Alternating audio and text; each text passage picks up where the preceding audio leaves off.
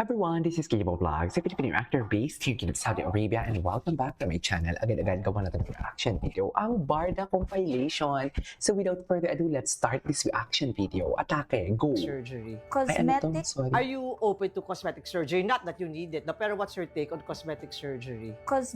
surgery, I think, is an Ano? investment. Mhm. Kasi hindi naman din po biro. Yeah, if you can afford it, why Yes, not? ang mga ganyang klaseng enhancement. Ako Yes. naman, I really support people who do that. No judgment. No judgments talaga. Kasi nakikita Mm. naman po natin sa mas ikabubuti ng kanilang confidence. Oh, balik alindog Yes. program. At saka, ako naman kasi naniniwala naman po ako at walang etos po ito na lahat naman po ay maganda. Kasi it is subjective. Beauty is subjective. So, umpisa pa lang po, maganda na tayong lahat. Nasa sayo na lang yan kung paano mo siya. O yung cliche, di ba? Beauty is in the eyes of the beholder. Yes, ganyan po. Kung paano mo siya dadalhin. So, if you feel like you still need to improve something sa sarili mo, pero it will make you feel better if you do it, then go for it. If Support ever ako you dyan. age, would you consider, kunwari, anong part mo ang gusto mo enhance or parito? Not that you need it, sabi, improvement or you'd rather stay natural talaga? Well, baka naman po kasi kainin ko rin po ang mga salita ko, di ba? Ayoko Totoo. naman magsalita ng tapos. Pero sa ngayon po, hindi ko pa ho siya naiisip na what if pag tumanda Farthest from ako, your mind. opo,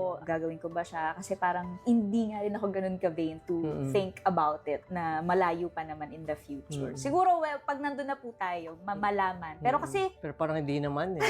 kasi sa nakikita ko po sa nanay ko, Oo. maganda pa rin ang nanay ko eh. May 60 years pinagmanahan. old. Opo. Ay, oo. In your 60? gene. Ano yun? I got it from my I mama. got it from my mama, Yun, yeah. with feelings. Ano yun? Yung mamaya? Kasi hindi ko naman talaga po inaasahan eh. Noong una, na-overwhelm ako.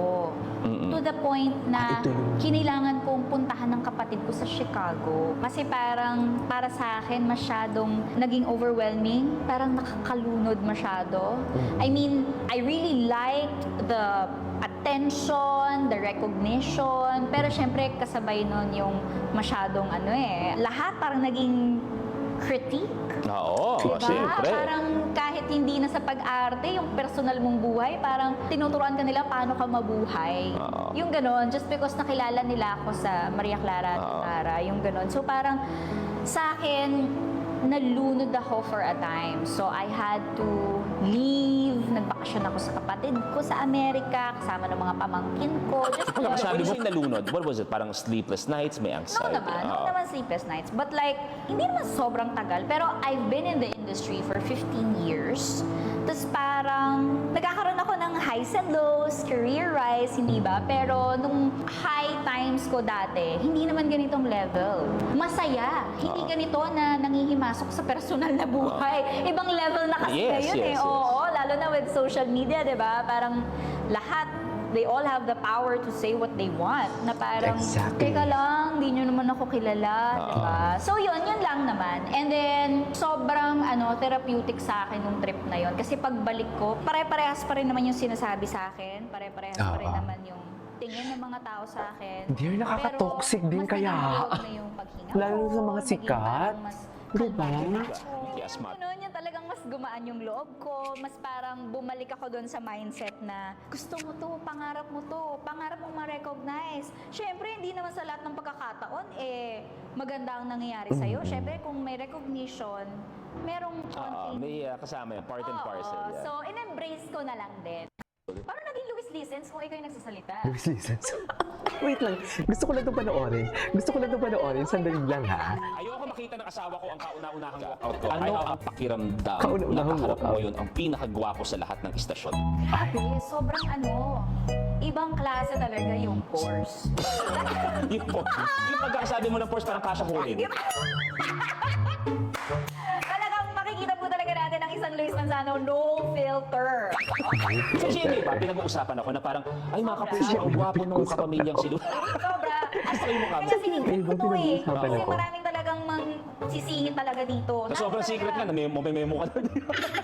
Memo ka. Sobrang secret, hindi ko nasabi. Udi up, the boom boom pow, the boom boom pow. Nabumbumpa. The boom boom pow. Parang di minsan nakasama ko siya dati, never man siya nag-apple di up, the boom boom pow. Ito yun, nakalamig mo. Pero totoo yan. Diba, everyone... Ang next guest nga ako sa show namin, Penguin na sa sobrang lamig. Minsan talaga ang lamig sa studio ng ABS. Hindi ko gandun. Oh. Gipit ka ba? Kasi kung dapat kape sa vlog ko, ako din magpo-provide. Bakit Uy, naman nagsuggest ako, ganun, sabi lang ni Madam, may kape naman daw dito. So, ba't pa ako order? Anong pera mo na sobrang nag-hit talagang ng sobra ang Maria Clara at Voltes 5? Hindi, wala ako sa Maltese Sky. Hindi ba si Maria Clara yung sumakay dun sa... Hindi, iba. Ibang show yun. Hindi Ibang si Maria channel Clara yung yun. sumakay dun sa... Iba. Panood ko na ba to? Iba, ano Parang nagawa ko na Maria dito Clara ng yung mga reaction alien, kasama somehow. lang kayo sa may booth. Ano ba yung title noon? Saan niyo po pinanood? Kami Hindi ka na si daw. Luis. Sino project mo ginalingan? Dami nagsasabi. Hindi Kawit ko din si Luis Literal. Manzano. Literal. Yung butong ko.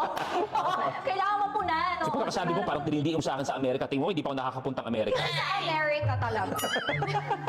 Parang dinidiim sa... May visa ka? May visa din ako. Saan lang ako mag-America, kaya pag-ulit-ulitin na natin. Di ba talagang dinidiim sa akin sa Chicago, sa Amerika? Kasi ba there? Nakapunta ako doon. Roro pa nga ginamit ko. 4 na buwan yung biyak. Yes, no, hindi ka lang. Hindi mo may something wrong. Pa-check up ka kaya.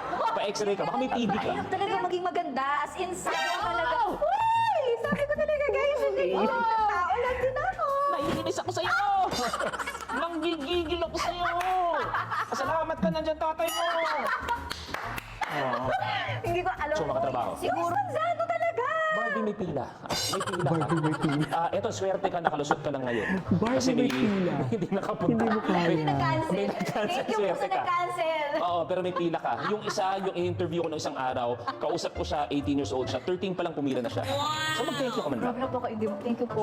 Sobra. Sa Okay. pagpupullover para sa vlog. Abunado nga ako sa food dahil sa'yo. Sa lahat. Ayan, yes. Laundry, Oh, yes. Social ako. Palagi ako may 300 sa wallet. Nakikialam. Okay, game. Okay. Ready? Okay, what's next? Ano po yung type of guy na deserve ko? Okay. Ah. Siguro Naman siguro to. sa atin, hindi naman nawawala sa ating dream boy. Hello, Richard here. Ay, Richard Gere. Ilang beses na kami nag-on at nag-break. Kaya hindi niya alam. Hindi alam ni Hindi niya Richard here. alam. So anyway, meron naman tayo parating in our minds. Meron tayong dream person, yung ideal person. Mm-mm. Siyempre, gusto natin that we would end up with that person. But sometimes it's not a matter of finding the right person because I don't think there is such a thing as an ideal person. And I don't think there is such a thing as being the perfectly right person for me or for you. So, it's good kung mahahanap natin. But what is also important is that we be the right person for that. True. Na huwag natin kalimutan to help ourselves to be the right person for that. Kasi pag ang hinanap natin parati, si ideal man, si Richard Gere ng buhay ko. Si Richard Gere, kahit si Richard Gere, maraming flaws yun eh. Maraming palpak din yun eh, di ba? Oo. Ginudge ka namin, Richard. Ginudge ka naman talaga. Hindi ng Tagalog. I love it. So, pag halimbawa nakatuon talaga yung pansin mo dun sa ideal person na yun na kailangan ito na price catch, sabi nga, there's no such thing. Dahil pag kahit pa sa Wait hilig lang, mo, ah. mo nahanap May hinahanap ako one eh. little flaw, one little pintas na makitaan mo nun, parang lumalabas na malaking-malaki kasi perfect siya sa isip mo. Kaya parang, ayoko na, maghanap na ako nila. So, there you go, looking for another perfect person and you will never find one. Oh. Ay, grabe naman yan siya. Grabe, si Barbie, siya talaga yung nagla-lighten up ng conversation. Natanamin na yung dalawa eh. Ba, natamaan Just hindi ko ka alam kung eh. nag-gets ba nila or Sabi na ba everything. yung advice? Anyways, that is our for today's video. This is Kibo Vlogs and see you on my next vlog. Bye!